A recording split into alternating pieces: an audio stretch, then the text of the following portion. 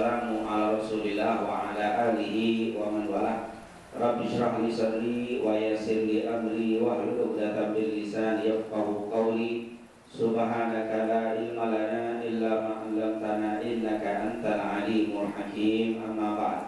Segala puja dan puji kehadirat Allah, salawat serta salam kepada junjungan kita Nabi Muhammad sallallahu alaihi wasallam, para keluarga, sahabat, tabi'in, serta seluruh umat yang selalu beristiqomah mengikuti sunnah-sunnahnya hingga yaumul qiyamah. Alhamdulillah, setelah kita membaca burda Al-Imam Al-Busiri dan juga Aqidatul Awam, semoga apa yang telah kita baca semua diterima oleh Allah Subhanahu wa taala, dan semoga apabila ada di antara kita dan keluarga kita yang sedang sakit, semoga diberikan kesembuhan oleh Allah Subhanahu wa taala, dan juga yang memiliki hajat semoga dikabulkan dan dimudahkan oleh Allah, amin ya rabbal alamin. Pada kesempatan kali ini seperti biasanya kita membahas kembali tentang syariat Rasul sallallahu alaihi wasallam, tetapi yang biasa kita membahas tentang ghazawat, tentang peperangan-peperangan di masa Rasul sallallahu alaihi wasallam. Tapi pada kesempatan kali ini kita akan berbicara sedikit tentang nisfu atau pertengahan bulan Sya'ban, karena saat ini kita berada di minggu pertama di bulan Sya'ban, dan insyaallah Kamis depan jatuhnya sudah masuk di pertengahan bulan Sya'ban. Oleh karena itu kita akan bahas tentang nisfu Sya'ban, karena memang tidak sedikit di antara umat Islam yang masih berbeda pendapat atau berselisih berkaitan dengan masalah nisfu Sya'ban. Ada sebagian yang mengatakan menghidupkan nisfu adalah perbuatan bid'ah, bahkan ada yang menganggap tidak ada dalil sama sekali untuk menghidupkan malam nisfu, dan menganggap bahwa malam nisfu sama dengan malam-malam yang lain. Dan ada juga yang berlebihan di dalam menghidupkan malam nisfu, sampai-sampai mendirikan sholat yang luar biasa khusus tentang sholat nisfu. Nah, bagaimana sebenarnya penjelasan para ulama berkaitan tentang malam nisfu, yang insyaallah minggu yang akan datang atau hari Kamis depan kita sudah masuk di malam nisfu. Yang pertama, di dalam masalah nisfu ini tentunya untuk lebih mengambil jalan supaya tidak terlalu banyak khilaf, maka kita akan bacakan beberapa hadis tentang pembahasan atau mengungkapkan tentang nisfu Sya'ban. Setelah hadis baru kita sampaikan pendapat para ulama. Kemudian setelah itu baru kita bahas cara menghidupkannya menurut para ulama salaf. Yang pertama, hadis-hadis tentang nisfu, bahwa di malam nisfu itu ditebar ampunan. Ini berdasarkan hadis dari Aisyah. Beliau mengatakan, suatu malam saya pernah kehilangan Rasul. Artinya waktu malam Rasulullah SAW tidur dengan Aisyah. Di tengah malam Aisyah terbangun. Waktu terbangun Rasul sudah tidak ada, maka Aisyah segera mencari Nabi, keluar dari rumahnya, dan ternyata Nabi saat itu berada di pekuburan Baqi, yang kebetulan pekuburan Baqi ini dekat dengan rumah Rasul sallallahu alaihi wasallam. Akhirnya waktu melihat Aisyah datang, Rasul bertanya, apakah engkau takut Allah dan Rasulnya akan meninggalkanmu, wahai Aisyah? Maka Aisyah menjawab, qultu ya Rasulullah, dhanantu annaka ataita ba'dha nisa'ika. Ya Rasul, saya pikir engkau ini mendatangi sebagian istrimu. Maksudnya malam ini kan giliran tinggal di rumah saya, tengah malam enggak ada, saya pikir engkau pindah ke rumah istri yang lain, makanya saya keluar mencarimu. Apa jawab Rasul sallallahu alaihi wasallam? Faqala ta'ala, dikatakan faqala Rasulullah sallallahu, innallaha tabaraka wa ta'ala yanzilu lailatan nisfi min Sya'ban ila samai dunya fayaghfiru li akthar min sya'ri ghanami kalb. Sungguh Allah Subhanahu wa ta'ala turun di malam nisfu Sya'ban ke langit dunia, lalu memberikan ampunan lebih banyak daripada bulu-bulu yang ada di kambing Bani Kalb. Maksudnya ada di zaman itu kabilah, yaitu Bani Kalb, memiliki kambing, dan kambingnya yang paling gemuk, paling gembel, paling banyak bulu-bulunya adalah kambing Bani Kalb. Makanya Nabi bilang, Allah memberikan ampunan sebanyak bulu-bulu yang ada di kambing Bani Kalb. Artinya Allah memberikan begitu banyak ampunan di malam nisfu Sya'ban. Ini hadis yang pertama, bahwa ampunan ditebar oleh Allah di malam nisfu. Hadis ini diriwayatkan oleh Imam Ahmad di dalam kitabnya Al-Musnad, dan juga diriwayatkan oleh Al-Imam Tirmidzi. Dan begitu juga hadis ini selain diriwayatkan Aisyah, juga diriwayatkan oleh Abu Bakar As-Siddiq radhiyallahu anhu. Para ulama ahli hadis seperti Imam Tirmidzi mengatakan sanad hadis ini terputus. Artinya di dalam sanad hadis ini ada kelemahan. Imam Ibnu Majah juga mengeluarkan hadis ini, dan juga Imam Mundhir dalam kitabnya Targhib wa Tarhib.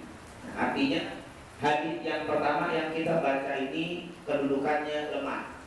Artinya hadisnya ini apa? Lemah. Dan tentunya beda ya, kalau kita bicara palsu beda. Kalau palsu sepakat tidak boleh diamalkan, tapi kalau dhaif atau lemah masih banyak ulama yang mengamalkannya. Ini hadis yang pertama. Malam nisfu ditebar ampunan, diriwayatkan oleh Aisyah. Yang kedua, di malam nisfu akan dikabulkan doa-doa orang yang meminta. Hadis ini diriwayatkan oleh Ali bin Abi Thalib radhiyallahu anhu. Dikatakan oleh Rasulullah sallallahu alaihi wasallam, "Idza kana lailatul nisfi min Sya'ban," atau "idza kana lailatul nisfi Sya'ban," apabila malam nisfu Sya'ban, "Faqulmu lailaha wa sumu naharaha." Kata Rasulullah, bangunlah malam harinya, puasalah siang harinya. Jadi kata Nabi, kalau masuk malam nisfu, bangunlah di malam harinya dan puasalah di siang harinya. Bangun di sini maksudnya hidupkan malam nisfu Sya'ban. Kenapa? Dikatakan fa innallaha yanzilu fi hari ghurubi syams ila sama'i dunya. Karena Allah turun ke langit dunia saat terbenam matahari. Fayaqulu, lalu Allah akan berkata, berfirman, "Ala mustaghfirun li fa'aghfirullah." Apakah ada yang meminta ampunan, akan aku berikan ampunan. Ala mustarzikun, apakah ada yang minta rezeki, fa'arzuqahu, ini saya akan aku berikan rezeki. Ala mubtaliyin fa'afi, apakah ada yang kena musibah, mau diangkat musibahnya, akan aku angkat musibahnya. Ala kada, apakah ada yang minta begini, hatta yatul al-fajr, sampai datang waktu subuh. Artinya Allah semua terima. Ayo, siapa yang mau minta, apapun yang kalian minta, aku akan berikan. Kalau minta ampunan, aku berikan ampunan. Kalau memang minta rezeki, aku berikan rezeki. Kalau lagi kesulitan, mau diangkat kesulitannya, akan aku angkat kesulitannya. Tawaran Nabi, tawaran Allah ini sampai datang waktu subuh. Ini hadis yang kedua, diriwayatkan Ali bin Abi Thalib. Sementara kedudukan hadis ini diriwayatkan oleh Imam Ibnu Majah, dan juga diriwayatkan oleh Imam Haythami dalam kitabnya Majmu' Zawaid, dan juga Imam Mundhir dalam kitabnya Targhib. Di dalam sanad hadis ini ada seorang rawi bernama Abu Bakar bin Abdullah bin Muhammad Abi Sabrah. Artinya sanadnya si Abu Bakar bin Abdullah bin Muhammad bin Sabrah ini lemah. Artinya dari segi sanadnya ada kelemahan juga. Ini hadis yang kedua. Tapi di hadis ini digambarkan doa di malam nisfu sangat apa? Kabul, sangat diterima oleh Allah Subhanahu wa taala. Sanad hadis ini lemah. Ini hadis yang kedua. Hadis yang ketiga, ditebar kasih sayang Allah di malam nisfu. Aisyah pernah berkata, suatu malam Rasulullah sholat tahajud. Waktu beliau sujud cukup lama tidak bergerak. Sampai-sampai kata Aisyah, aku pikir Rasulullah meninggal dunia. Saking apa? Saking lamanya, karena terlalu lamanya. Akhirnya Aisyah gerakin kakinya Rasul. Ternyata Rasulullah bergerak kakinya. Akhirnya didiemin. Sampai selesai sholat, akhirnya Rasulullah SAW berkata, kenapa ya Aisyah? Hai Humairah, apakah kamu tahu malam ini malam apa? Kata Aisyah, aku tidak tahu, dalam artian Allah wa Rasulullah a'lam. Allah dan Rasul yang lebih tahu ya Rasul. Maka Nabi menjawab, hadhihi lailatul nisfi min Sya'ban. Ini adalah malam nisfu Sya'ban. Innallaha yanzilu innallaha azza wa jalla yattali'u ala ibadihi fi lailatin nisfi min Sya'ban. Sesungguhnya Allah Subhanahu wa taala memperhatikan kepada hamba-hambanya pada malam nisfu Sya'ban. Fa yaghfiru lil mustaghfirin. Allah akan memberikan ampunan kepada orang yang meminta ampun, wa yarhamu al mustarhimin, dan orang memberikan kasih sayang kepada orang yang minta kasih sayang. Wa yuakhiru ahlal hikdi kamahum, dan mengakhirkan permintaan orang yang memiliki kebencian di dalam hatinya. Artinya orang yang meminta ampun akan aku berikan ampunan, orang yang minta kasih sayang aku berikan kasih sayang. Berarti ini malam adalah malam penuh kasih sayang. Malam kalau kita minta kasih sayang Allah akan diberikan, yaitu di malam nisfu Sya'ban. Hadis ini kedudukannya diriwayatkan oleh Imam Tirmidzi dan juga Imam Baihaqi. Tetapi sanad hadis ini diriwayatkan secara mursal, artinya tidak nyambung sampai ke Nabi Muhammad sallallahu alaihi wasallam. Hadis ini mursal hanya sampai ke sahabat. Yang kuat hadis ini secara mursal. Berarti ini hadis ada kelemahan juga. Berarti 3 hadis sudah kita baca. Semuanya ada apa? Ada lemahnya. Tapi sekali lagi bukan palsu, lemah. Nanti kalau kita belajar kaidah bahasa, kalau kita belajar hadis, kalau ada hadis lemah, nanti naik apa? Menjadi hasan nilai ini. Jangan satu hadis lemahnya pun bukan diriwayatkan dalam kitab-kitab yang tidak jelas, tapi diriwayatkan Imam Ahmad, Tirmidzi, Ibnu Majah, Majmu' Zawaid, Imam Mundhiri. Artinya hadis-hadis yang sangat terkenal. Hadis yang keempat yaitu sama ini, nisfu, orang yang malam nisfu tadi tidak akan mendapatkan kemuliaan bagi mereka yang melakukan kemusyrikan dan memutuskan tali silaturahim. Lihat yang pertama, Abu Musa al-Asy'ari pernah berkata, Rasulullah SAW pernah bersabda, Innallaha la yattali'u fi lailatin nisfi min Sya'ban. Sesungguhnya Allah memperhatikan pada malam nisfu Sya'ban, fa yaghfiru li jami' khalqihi, dan akan memberikan ampunan kepada seluruh hamba-hambanya yang meminta ampun, illa lil musyrikin, kecuali orang musyrik, au musahid, atau orang yang musahid atau memutuskan tali silaturahim. Musahid itu orang yang tidak tegur sapa, yang saling melengos, masih bukan tidak tegur sapa, masih bermusuhan. Hadis ini diriwayatkan oleh Al-Imam Ibnu Majah dengan sanad yang hasan. Ini hadis kuat. Diriwayatkan juga oleh Ibnu Hibban dengan sanad yang sahih. Bahkan Syekh Albani mengatakan hadis ini juga sahih. Berarti ini hadis sahih. Karena itu jangan sampai hilang malam nisfu tidak ada keistimewaannya, tidak ada dalil. Ini sudah ada dalil keberapa ini? Keempat ya. Tadi yang pertama hadis Aisyah ditebarkan apa? Ampunan. Hadis yang kedua riwayat Ali bin Abi Thalib, doanya akan dikabulkan. Hadis yang ketiga dari siapa tadi? Dari Aisyah juga, bahwa Rasulullah mengatakan Allah memberikan ampunan yang meminta ampun dan memberikan kasih sayang yang meminta kasih sayang. Yang keempat, hadisnya sahih, diriwayatkan oleh Abu Musa al-Asy'ari. Syekh Albani mengatakan sahih. Walaupun sebenarnya kita cukup, atau Ibnu Majah mengatakan sahih, Ibnu Hibban sahih cukup.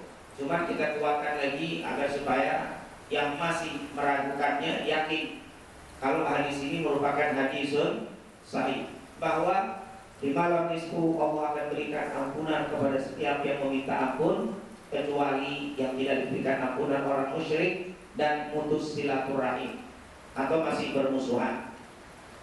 Kemudian hadis selanjutnya diriwayatkan oleh Abu Sa'labah.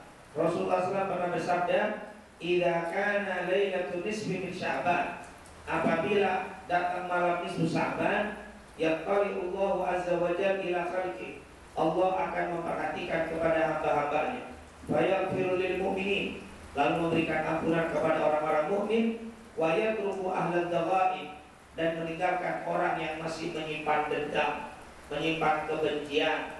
Nah, ini tidak diberikan ampunan oleh Allah. Hadis ini diriwayatkan oleh Imam Tabrani dalam kitabnya As-Sunan dan Syalbani mengatakan sahih di dalam kitab Al-Jami' As-Sahih. Jadi jangan kira hadis nisfu itu dhaif semua. Memang banyak yang dhaif tapi banyak juga yang sahih. Ini udah dua. Kita dapat apa? Yang kedua, yang pertama tadi hadis dari Abu Musa Al-Asy'ari hasan. Ini sahih. Ini hadis sahih. Kemudian hadis selanjutnya, malam nisfu, malam yang sangat istimewa, tapi bagi penzina tidak dapat ampunan dari Allah. Diriwayatkan oleh Utsman bin Abi As radhiyallahu an, Rasulullah SAW pernah bersabda, "Idza kana lailatul nisfi min Sya'ban," apabila datang malam nisfu Sya'ban, nada munadi, akan dipanggil, "Hal min mustaghfirin fa'aghfirulah." Apakah ada yang meminta ampun, akan aku berikan ampunan, kata Allah. "Hal min sa'ilin," apakah ada yang meminta, memohon permohonan, fa'u'tiyah, ini saya akan aku berikan permintaan dan permohonannya. Fala yas'alullaha azza wa jalla ahadun syai'an illa a'ta. Tidak ada seseorang yang meminta apapun kepada Allah kecuali pasti dikabulkan. Illa zaniya, kecuali orang yang melakukan perbuatan zina bifarjiha, dengan kemaluannya. Karena kaum ini juga zina. Ketika kita melihat yang haram, zina mata. Ketika kita dengar ghibah, itu zina telinga. Ketika kita fitnah, ghibah, zina mulut. Tapi bukan zina itu, bifarjiha, artinya orang yang zina dengan kemaluannya. Zina betul. Orang seperti ini tidak akan dijadikan malam istimewa di malam nisfu. Au musyrik, atau orang yang melakukan kemusyrikan. Jadi di sini ini hadis keberapa tuh? Dan tadi itu kan sendiri pokoknya banyak ini hadis. Artinya kalau ada yang mengingkari dengan mengatakan malam nisfu tidak ada dalil, menghidupkan malam nisfu nggak ada dalil, ini nggak tahu belajarnya dari mana yang dibilang nggak ada dalil. Ini hadis bertebaran di dalam kitab-kitab Ahlul Hadis. Mungkin dia megang kitab Bukhari sama Muslim. Nah ini yang masalah sekarang, orang dalilnya cuma Bukhari Muslim. Nggak ada tuh di malam nisfu, tentang nisfu di dalam Al-Quran nggak ada. Nah ini kalau dalam Al-Quran nggak ada, dia pikir agama itu hanya berpegang dengan Quran. Salah. Quran adalah sumber, tapi selain Quran hadis. Dia hadis Bukhari Muslim nggak ada. Nah ini patokannya salah lagi. Dia tahu hadis itu cuma ada di Bukhari Muslim. Memang menghidupkan malam nisfu tidak ada di Bukhari Muslim, tapi ada diriwayatkan Imam Ahmad, diriwayatkan Imam Tirmidzi, diriwayatkan oleh Al-Imam Ibnu Majah, diriwayatkan oleh Al-Imam Kami dalam kitab Majmu' Zawaid, diriwayatkan oleh Imam At-Tabrani, diriwayatkan oleh Al-Imam Baihaqi, diriwayatkan oleh Imam Tirmidzi dalam kitabnya Targhib wa Tarhib. Cukup banyak. Nah ini salah satunya. Kemudian orang yang bunuh diri, ini juga tidak menjadi istimewa di malam nisfu Sya'ban. Allah katakan, Rasulullah mengatakan dari Abdullah bin Amr, Rasulullah SAW pernah bersabda, "Yaqalillahu azza wa jalla ila khalqihi." Allah akan memperhatikan kepada hamba-hambanya lailatan nisfi min Sya'ban, di malam nisfu Sya'ban. Fayaghfiru li ibadihi, lalu Allah akan memberikan ampunan kepada hamba-hambanya illa kadatain, kecuali dua yang tidak akan diberikan ampunan. Siapa? Musyahid, pemutus silaturahim, yang masih bermusuh-musuhan, wa qatilun nafs, dan orang yang membunuh diri. Yang membunuh diri juga tidak dapat ampunan. Hadis riwayat Imam Ahmad. Oleh karena itu, kalau mau malam nisfu menjadi malam istimewa, kita harus buka hati kita, harus kita lapangkan hati kita. Tadi cukup banyak hadisnya, putus silaturahim, masih menyimpan dendam, masih menyimpan benci. Ini penyakit utama yang menyebabkan malam nisfu nggak jadi istimewa. Oleh karena itu, kalau ada istilah orang Arab suka menyebutkan fi lailatin nisfi min Sya'ban ana musafir. Kalau di malam nisfu saya sudah maafkan semuanya. Musafir itu saya maafin, saya nggak ada dendam, nggak ada benci. Itulah harusnya umat Nabi Muhammad SAW di dalam menghadapi malam nisfu Sya'ban. Kesimpulan, saya tidak bacakan semua hadis. Kesimpulan dari hadis yang cukup banyak, lihat Al-Imam Ibnu Rajab mengatakan, "I'lam annahu qad warada fi fadilati lailatul nisfi min Sya'ban iddatu ahadits majmu'uha yadullu ala anna laha aslan." Ketahuilah, hadis-hadis yang berbicara tentang malam nisfu cukup banyak. Kalau dikumpulkan semua hadis-hadis tersebut menunjukkan bahwa malam nisfu itu mempunyai keistimewaan, dan sumbernya keistimewaan tadi disampaikan oleh Nabi Muhammad SAW. Jadi kalau yang bilang malam nisfu nggak ada keistimewaan, nggak ada dalil, ini alangkah jauh dari dalil yang disebutkan oleh para ulama. Oleh karena itu, karena sudah disepakati malam nisfu ada keistimewaan, jangan baca satu hadis, jangan satu kitab, baca banyak hadis. Ada 8 hadis, bahkan satu hasan, satu sahih, yang lain dhaif. Tapi dhaif ini kalau dikumpulkan naik menjadi derajatnya hasan ghairihi.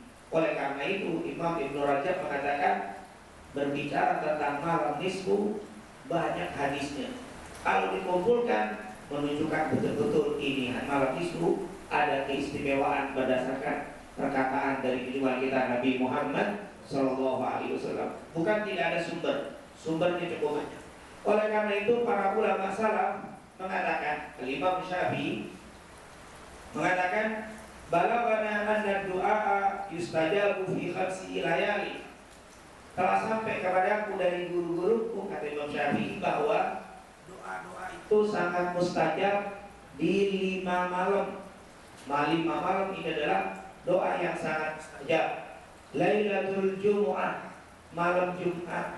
Makanya kita alhamdulillah berkumpul setiap malam Jumat di sini, membacakan doa, mengajarkan mengadakan taklim. Ini merupakan apa?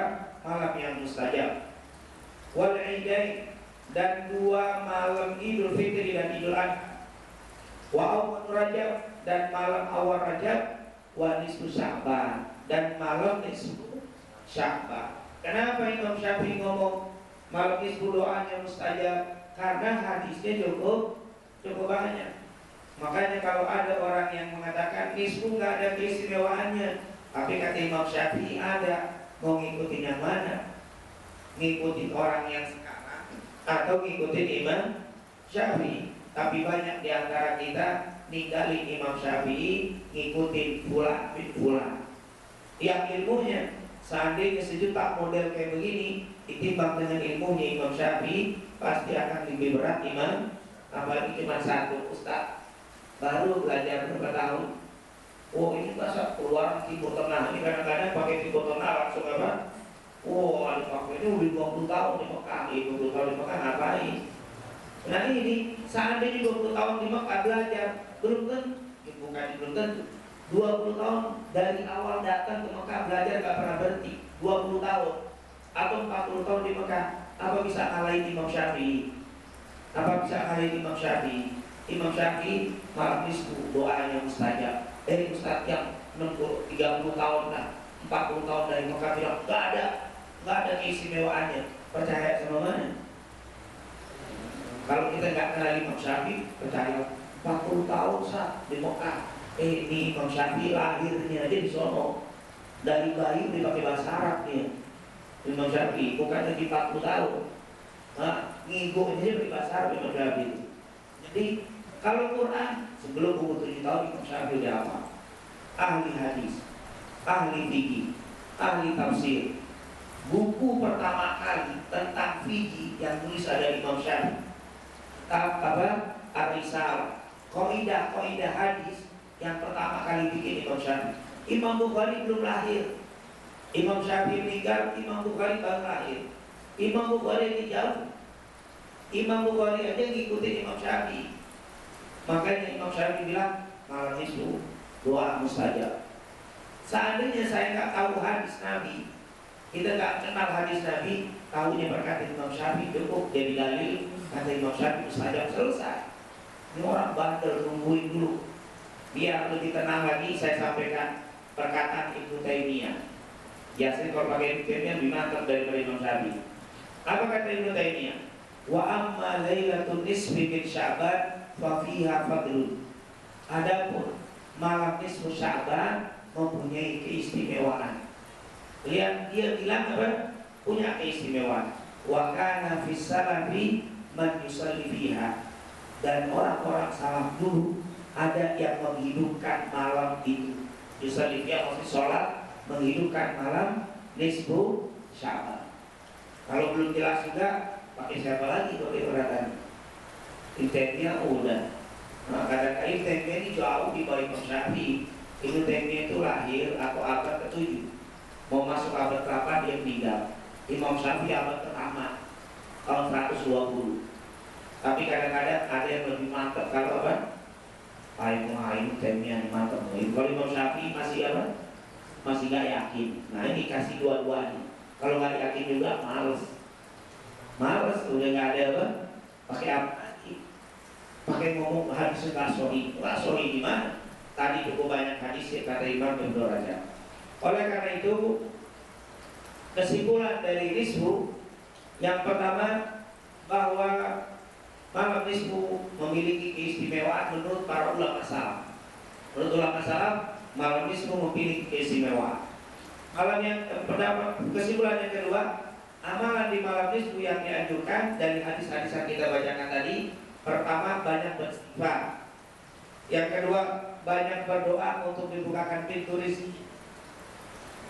Yang ketiga, memohonkan atau meminta dilimpahkan kasih sayang Allah.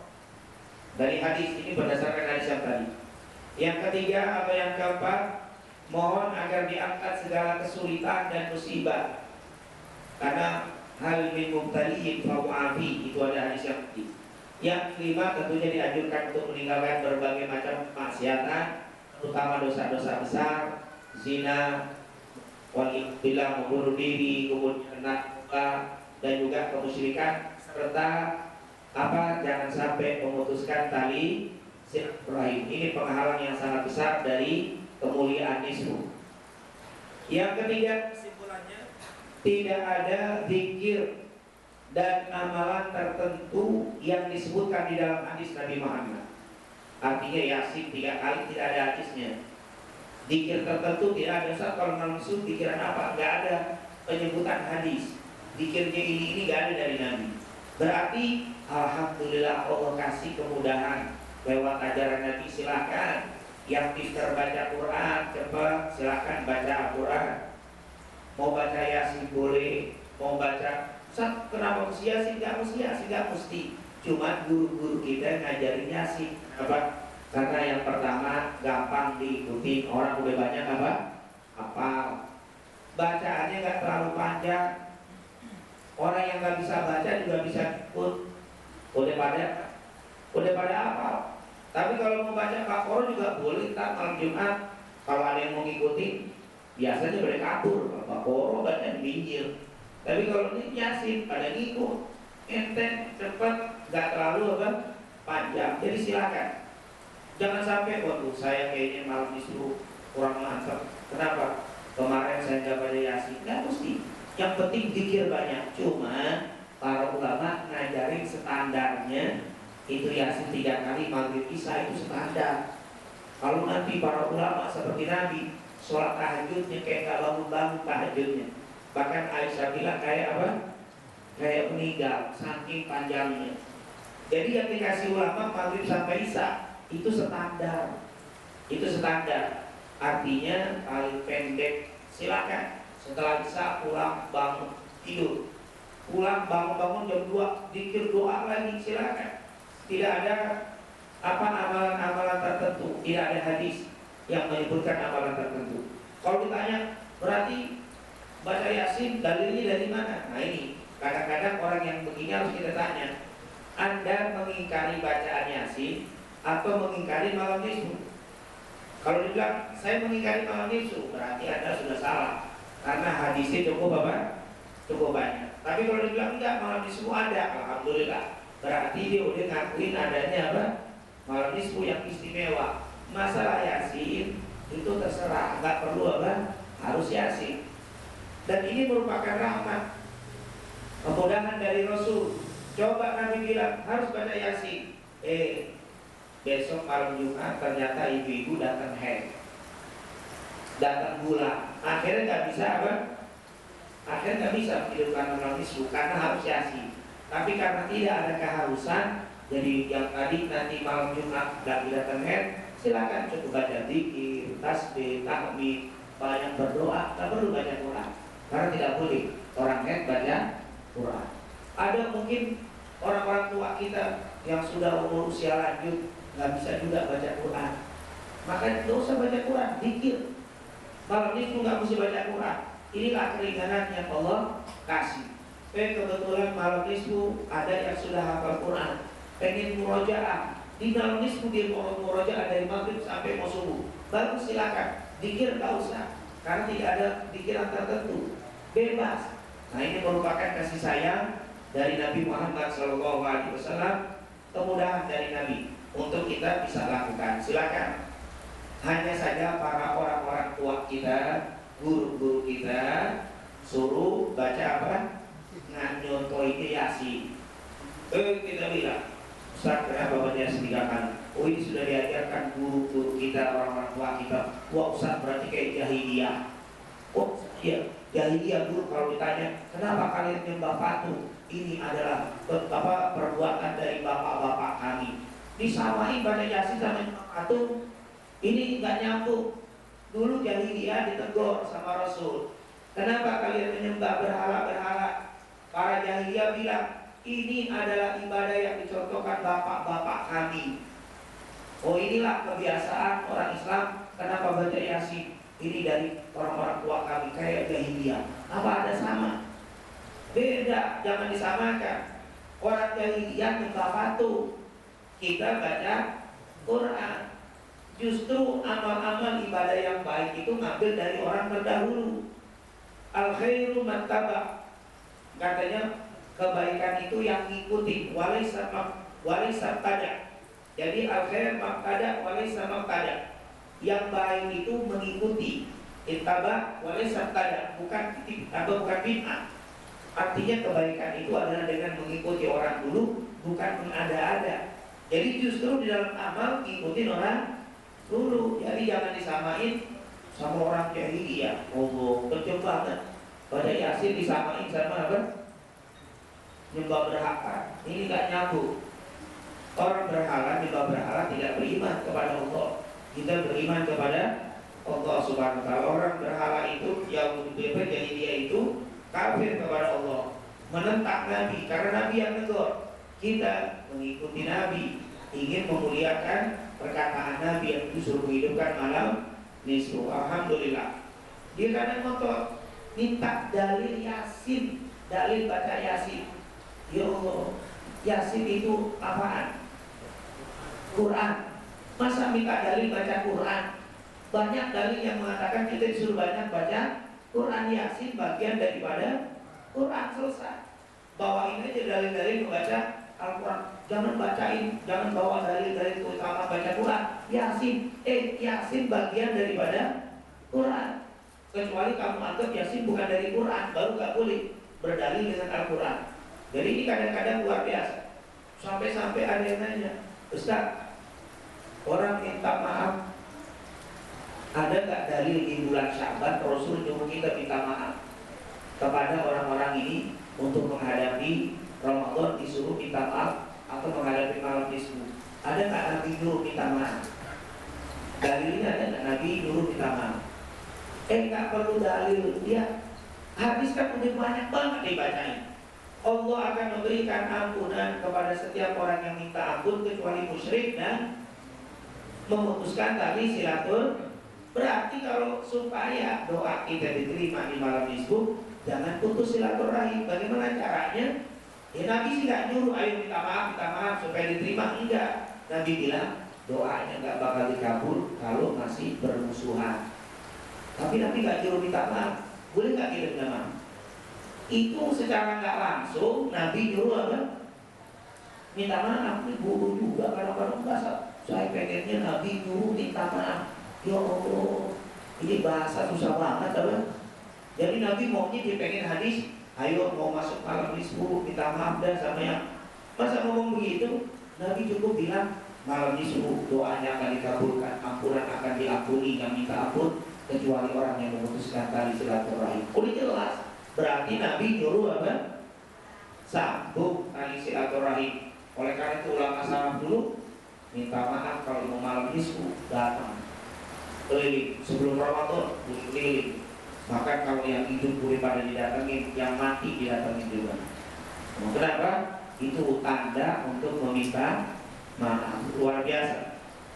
Nah kemudian yang keempat, para ulama berbeda pendapat cara menghidupkan malam nisfu. Ada 3 macam cara menghidupkan malam nisfu ulama salaf. Kita bicara ulama salaf. Yang pertama dikatakan tidak menghidupkannya. Maksud tidak menghidupkannya ini disampaikan oleh Zaid bin Aslam dan Syekh Al-Mubarkafuri. Syekh Al-Mubarkafuri adalah penjelas atau pensarah kitab Jami'ah, yaitu Sarah Tuhfatul Ahwadi. Ada kitab namanya Tuhfatul Ahwadi, sarah daripada Imam Turmudi, yang itu bernama Al-Mubarkafuri. Beliau mengatakan tidak boleh mengkhususkan ibadah di malam nisfu. Artinya kalau malam-malam lain nggak ibadah, malam nisfu ibadah secara khusus percuma. Tapi kalau tiap malam kita zikir, tiap malam kita ibadah, tiap malam kita tahajud, malam nisfu kita semangati, bagus. Tapi kalau malam lain kagak pernah zikir, kagak pernah ibadah, kagak pernah doa, malam nisfu baru apa? Doa. Ntar lewat enggak lagi, yang begini enggak manfaat. Kata Zaid bin Aslam dan Al-Mubarkafuri. Kemudian pendapat yang kedua, menghidupkannya sendiri-sendiri, tidak boleh berjamaah. Ini pendapat Imam Auza'i dan Ibnu Taimiyah. Ibnu Taimiyah dan Imam Auza'i mengatakan tidak boleh menghidupkan malam nisfu berjamaah. Dianjurkan untuk menghidupkannya sendiri-sendiri dan makruh berjamaah di masjid. Itu pendapat yang kedua. Jadi kalau ada orang-orang yang mengatakan nggak boleh menghidupkan malam nisfu berjamaah, itu ada mengikuti Imam Auza'i dan Imam Ibnu Taimiyah. Tapi di rumahnya dia zikir, di rumahnya dia baca Quran, di rumahnya dia tahajud, dia berdoa, dia nangis. Jangan nggak ada tuh malam nisfu, nggak boleh zikir di rumah, nonton TV, nggak boleh berbuka. Dia nggak mau berjamaah, cuma menghidupinnya masing-masing, tapi tetap menghidupkan malam. Ini bisa dilakukan oleh Ibnu Taimiyah dan Imam Auza'i. Lihat perkataan Ibnu Taimiyah. Wa amma lailatul nisfi min Sya'ban fa fiha fadlun. Adapun malam nisfu Sya'ban memiliki keistimewaan. Wa kana minas salafi man yusalliha. Dan sungguh di antara para ulama salaf ada yang menghidupkannya dengan sholat, maksud dengan ibadah, tahajud dan sebagainya. Lakin ijtima'un nas, akan tetapi berkumpulnya orang-orang fiha di malam itu, yaitu di malam nisfu Sya'ban, li'ihyaiha, untuk menghidupkannya fil masajid, di masjid, bid'ah, adalah sebuah perbuatan bid'ah. Itu kata Ibnu Taimiyah. Jadi kalau ada yang bilang ngumpul malam nisfu di masjid, baca yasin, baca doa, bid'ah, kita tanya, kenapa kamu bid'ah? Ngomong bid'ah. Oh, ini menurut Ibnu Taimiyah dan Auza'i. Benar, dia pakai Ibnu Taimiyah dan Auza'i, tapi nanti dia pulang ke rumahnya dia dikir, dia doa. Itu cara Ibnu Taimiyah. Jangan ngikutin Ibnu Taimiyah bid'ah, cuma di rumahnya kagak doa. Itu bukan cara Ibnu Taimiyah. Begitu Ibnu Taimiyah itu membid'ahkan orang zikir berjamaah di masjid di malam nisfu, tapi di rumahnya dia berzikir, dia beribadah, dia semangat seperti semangatnya berjamaah. Itu cara Ibnu Taimiyah. Jadi kalau ada yang membid'ahkan, nggak usah ribut. Berarti dia pakai, insya Allah pakai Ibnu Taimiyah atau pakai Auza'i. Dia tidak mau zikir, tapi di rumahnya dia berzikir. Tapi kalau di rumahnya nggak zikir, nonton TV di sini dibinai, itu bukan Ibnu Taimiyah atau dia kata siapa itu. Berarti dia meyakini tidak ada keistimewaan nisfu. Berarti dia nggak baca hadis, atau dia baca hadisnya ketemu yang doib doang. Ada juga ulama doib dapat yang hasannya nggak kelihatan, yang sahih nggak kelihatan. Nah, padahal ada yang sahih, ada juga yang Baik. Nah, cara ketiga ini adalah secara berjamaah. Ini disampaikan oleh Imam Makhul, Khalid ibn Ma'dan, Luqman ibn Amir, Ishaq ibn Rahawai. Ishaq ibn Rahawai ini adalah guru daripada Imam Bukhari, ahli hadis. Ini semua ulama-ulama salaf. Dianjurkan untuk menghidupkannya secara berjamaah di masjid. Ini pendapat dari istihbab ihya'uha jama'atun fil masajid, yaitu mengapa dianjurkan untuk menghidupkan malam, istihbab ihya'uha dianjurkan untuk menghidupkan jama'atan fil masajid, secara berjamaah di masjid. Ja'a dzalika an Makhul. Ini telah dilakukan oleh Makhul, Khalid bin Ma'dan, Luqman bin Amir, dan juga Wawelom, dan juga yang lainnya. Nah, ini bisa an Makhulin, bisa baca Wawelhim atau dan yang lainnya. Wa wafaqahum Ishaq bin Rahawai, dan juga disepakati atau disetujui oleh Ishaq. Ini kalau dalam ilmu hadis bisa dibaca Rahawai, bisa dibaca Rahuya. Itu bacaan ini apa? Dalam ilmu hadis ini, atau kalau kita baca rawi bisa dibaca Ishaq ibn Rahuya, bisa dibaca Ishaq ibn Rahawai. Susah apa? Rahawai atau Rahuya itu adalah Ishaq ibn Rahuya atau Ishaq ibn Rahawai. Ini mengatakan berjamaah lebih afdal. Ustaz, tapi kan Nabi dulu nggak berjamaah. Iya, jangankan malam nisfu, sholat tarawih aja Nabi nggak jamaah. Sebulan penuh kagak jamaah, kayak kita nggak ada. Nabi nggak pernah hidupin sholat berjamaah apa? Tarawih sebulan penuh. Tapi kenapa kok hidupin? Iya, zaman Nabi nggak pakai berjamaah juga, di rumahnya udah pada apa? Udah pada sholat. Coba kita tarawih kagak berjamaah. Nggak yakin saya sholat pada di rumahnya. Yang ada sholat pun juga kuhu alfa nanti yang dibacain ngebut, nggak lain. Zaman Nabi jangan ada. Yang penting malam nisfu itu ada istimewa, hidupkan. Nabi bilang begitu. Tata cara keadaan beda-beda. Zaman Nabi ada Jumat sekali, zaman Umar sekali, zaman Abu Bakar sekali, zaman Sayyidina Utsman 2 kali. Kenapa? Alasan Sayyidina Utsman karena kalau zaman Nabi, zaman Abu Bakar dan Umar jauh sebelum waktu Jumat udah pada ke masjid. Tapi zaman dikit lagi mau Jumatan masih sibuk sama dagang. Makanya ada 2 kali. Biar lagi adat pertama udah pada apa? Persiapan berangkat. Lihat keadaan beda dibikin apa? Nah ini tentunya kondisi. Mungkin kalau melihat keadaan DC nonton itu sekarang adanya pantas 2 kali ya. Jumatan Nabi kelamaan udah mau apa? Khotib udah mau naik aja masih apa?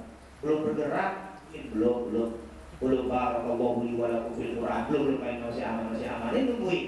Mestinya ada bukan 2 kali lagi, tambahin lagi biar banyakan. Cuma tentunya kita tak boleh karena sudah ikhtiar dari sahabat, sudah cukup dari khulafaur rasyidin. Kata Rasul, alaikum bisunnati wa sunnatil khulafair rasyidin. Jadi jangan masalah nisfu, Nabi nggak pernah hidupin, walaupun nyuruh. Sudah kalau Nabi nyuruh masalah hidupin terserah. Mau berjamaah sendiri itu kondisi apa? Mungkin kalau sendirian malas baca Yasin 3 kali, dia malas sudah. Yasin sekali aja melonjor, miring. Nah tapi kalau berjamaah saya bisa semangat, udah saya ikut berjamaah. Tapi ada kalau berjamaah nggak bisa, saya nggak khusyuk, enakan sendiri. Malam itu nggak usah berjamaah, sendiri aja. Yang penting malam itu apa? Dihidupkan. Itu yang paling penting. Tapi nanti ada saudara kita nggak mau hidupin, nggak usah dipaksa. Dia pakai Ibnu Taimiyah atau Auza'i, di rumahnya dizikir. Enggak sah, dia nggak zikir. Oh berarti dia pakai Zaid bin Aslam dan Abu Bakar Huri. Mungkin dia karena kemarin nggak hidupin, besok nggak mau hidupin, sekarang nggak mau hidupin juga. Percuma dia bilang. Nah ini tentunya apa? Silakan saja. Kita pakai yang terbanyak, yaitu berjamaah. Ini yang terbanyak, mendapatkan terbanyak. Alhamdulillah. Jadi kalau kita sudah paham begini, karena nanti kalau kita baca internet, coba aja buka Google. Hukum menghidupkan malam nisfu, amin, tidak ada dalil. Hadis lemah semuanya, palsu semua itu. Karena nggak tahu dia mungkin dapat nih bahan itu. memang dia nggak demen mungkin dengan gini dapat itu hadis doa itu yang dapat. Sohinya dipertanyakan. Ini Albani, coba dicek, jangan-jangan salah cetak sih. Wah, semuanya pokoknya dicari, intinya nggak mau, nggak apa-apa, kita nggak paksakan, dan ini bukan suatu kewajiban. Nabi hanya ngasih tahu malam nisfu malam istimewa, silakan yang mau menghidupkan, nggak menghidupkan juga tidak dosa. Salat raghaib di malam nisfu ini yang terakhir. Ali bin Abi Thalib pernah berkata, Rasulullah SAW pernah bersabda, ya Ali, man shalla mi'a raka'ah lailatan nisfi min Sya'ban yuqra fi kulli raka'ah bi Fatihatil Kitabi wa qul huwallahu ahad asyra marrat qadallahu lahu bi kulli hajah. Qadallahu lahu hajatin. Ali, siapa yang menghidupkan sholat 100 rakaat. Dalam riwayat bukan 100 rakaat. Ini ada 3 riwayat yang model begini. Bukan 100 rakaat, tapi 10 rakaat. Tapi setiap 1 rakaat baca Fatihah, lalu baca kulhu 10 kali. Berarti kalau kulhunya 10 kali, 10 rakaat berarti 100. Atau 100 rakaat tetapi kulhu 1 kali 1 kali. Jadi baca Fatihah, kulhu sekali ruku. Jadi kalau 100 rakaat berarti 100 kulhu. Atau bikin 10 rakaat, yaitu apa? Rakaat pertama Fatihah, terus surat kedua kulhu 10 kali. Nah ini hadis. Tapi kata para ulama hadis ini palsu. Kenapa? Karena perawinya semuanya majhul, tidak diketahui. Riwayat semacam ini ada 3, tapi semuanya palsu dan rawinya tidak dikenal. Artinya majhul. Artinya rawi-rawi tidak dikenal sama ulama. Ini tidak sahih. Bukan tidak sahih, palsu. Sudah kalau palsu sudah nggak boleh dipakai. Dan pendapat ini atau pendapat tentang kepalsuan hadis ini disampaikan oleh Imam Nawawi, Imam Syaukani dan jumhur ahli hadis. Mungkin kita sekarang dengar begini, alhamdulillah, untung aja palsu. Kalau sahih kan bingung kita berapa? 10 rakaat, dulunya 10. Wah, berat juga. Untungnya apa? Palsu. Kalau palsu nggak usah. Bahkan Sayyid Muhammad bin Ali al-Maliki tidak usah diamali karena ini hadisnya apa? Palsu. Kalau sudah hadisnya palsu selesai. Nah, kalau tadi menghidupkan malam ini dengan baca Quran, zikir, doa, banyak hadisnya bahkan sampai sahih. Tapi kalau ini palsu, berarti sholat raghaib, sholat khusus malam nisfu itu hadisnya palsu. Tapi kalau kita malam nisfu nanti malam Jumat mau sholat tahajud, itu bagus. Sholat hajat, sholat istikharah, sholat taubat, yang nggak ada sholat apa? Raghaib atau sholat nisfu dengan seperti ini. Ini dikatakan tidak sahih, hadisnya palsu, tidak boleh jadi dalil. Menurut Muhammad atau Abu Muhammad al-Maqdisi, lam yakun indana bi Baitil Maqdis qat salat raghaib hadhihi allati tusalli fi Rajab wa Sya'ban. Di zaman kami enggak kenal tuh salat di malam nisfu dan di malam Rajab. Jadi ini ulama dari Baitul Maqdis, Palestina. Di zaman kami enggak pernah kenal itu salat raghaib. Wa awwalu man haddathat andana fi sana, yaitu yang pertama kali diadakan sholat raghaib ini di tahun 448 Hijriah. Qadima alaina fi Baitil Maqdis rajulun min Nablus. Dulu telah datang kepada kami di Baitul Maqdis seseorang dari daerah Nablus. Yu'rab bibni Abil Hamra, yang dikenal namanya Ibnu Abil Hamra. Jadi dulu ada orang namanya Ibnu Abil Hamra datang ke Baitul Maqdis tahun 448 Hijriah. Wa kana husnul tilawah, dia ini bacaannya enak, dia hafal Quran, bacanya enak. Akhirnya untuk menghidupkan malam nisfu dia sholat, karena memang bacanya enak, lebih panjang. Dan ada yang ikut tadinya 1, 2, 3, lama-lama penuh semasjid. Akhirnya sejak tahun itu setiap tahun malam nisfu ada sholat raghaib. Jadi sholat itu pertama kali menurut Abu Muhammad al-Maqdisi tahun 448 Hijriah. Sebelumnya tidak ada sholat raghaib, berarti tidak ada hadis. Kalaupun ada hadis berarti hadisnya palsu. Karena Nabi tahun 10 Hijriah meninggal 448, berarti kan sudah 400 tahun lebih baru ada tentang sholat raghaib. Itulah pembahasan kita tentang nisfu Sya'ban, dengan harapan nanti malam nisfu silakan mau pakai madzhab Al-Mubarakfuri atau Auza'i atau Taimiyah atau Jumhur kira-kira. Kalau yang tasat saya sih mau di rumah sendirian aja dah ibadah, silakan. Itu mengikuti Imam Auza'i dan Imam Ibnu Taimiyah, bagus. Tapi kalau mau asat saya sih kalau di rumah sendiri agak kuat, mendingan apa? Bergabung. Berarti Anda ngikutin apa? Makhul, Luqman ibn Amir, kemudian Ishaq ibn Rahawai. Artinya banyak para ulama. Tapi kalau yang nggak mau ngidupin sama sekali karena kemarin-kemarin nggak menghidupkan, nggak ibadah, maka ini mengikuti Zaid bin Aslam dan Abu Bakar. Tapi kalau saya sih nggak meyakini ada malam nisfu, berarti kau ikut mazhab mana itu?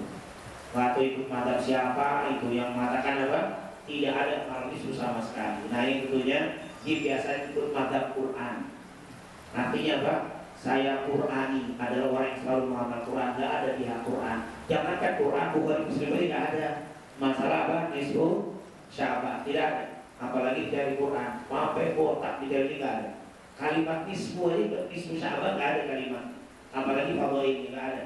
Nah ini tentunya, insya Allah kita mengikuti jumhur ulama atau mengikuti Imam Auza'i dan Ibnu Taimiyah, silakan. Yang penting kita menghidupkan malam nisfu, dan insya Allah di tempat kita ini juga kita akan adakan malam nisfu Sya'ban, itu jatuhnya besok Kamis. Jadi Kamis minggu depan taklimnya nggak segini. Jadi kita mulai dalam maghrib langsung sampai isya kita sholat, kemudian kita lewat sedikit dengan mungkin kalimat-kalimat nasihat sedikit, selesai. Insya Allah jam 8 lewat sedikit bisa selesai. Jadi nggak sampai untuk Jumat Kamis malam Jumat depan, itu saja. Jadi silakan untuk khusus jamaah yang biasa hadir, jangan sampai hadir jam 8:30, jam 9 hadir ke sini tadi bantuin mitra dan yang lainnya rapiin apa? Karpet udah bubar, makanya jangan datang jam segitu.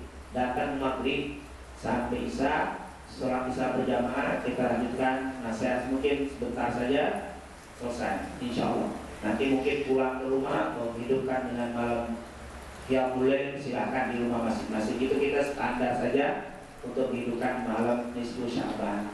Adapun jatuhnya, ada yang berpendapat Rabu malam Kamis, ada yang berpendapat Kamis malam Jumat. Silakan, yang penting kita niat menghidupkan malam nisfu di hadapan Allah, mana terserah kepada Allah. Yang penting kita sudah ada niat ingin menjalankan apa yang diberitakan Nabi atau berita dari Nabi Muhammad. Kita respon semua berita dari Rasulullah sebagai tanda cinta kita kepada Nabi Muhammad Sallallahu Alaihi Wasallam. Itu saja yang bisa saya sampaikan. Lebih kurangnya, Assalamualaikum warahmatullahi wabarakatuh.